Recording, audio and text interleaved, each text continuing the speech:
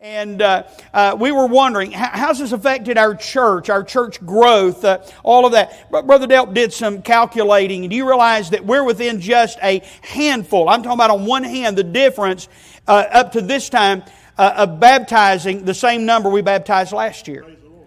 About the same number of people who have been saved through the ministry of this church. We're actually just about maybe outpacing the number of members that God's added to our church. And an amazing thing is we haven't been able to reach out like we normally have.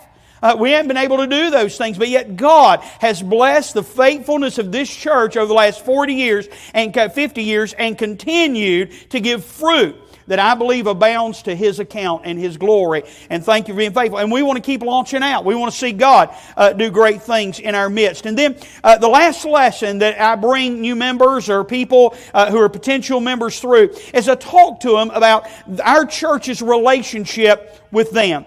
And we begin by talking about our God and His plan for His churches. Look, if you would, in verse number 33. Because when you're in 1 Corinthians, there's a lot of confusion and chaos in this church. And Paul's dealing with it. He says in 1 Corinthians chapter 14, verse 33, "For God is not the author of confusion." Do you know if there's confusion in a church, it didn't come from God?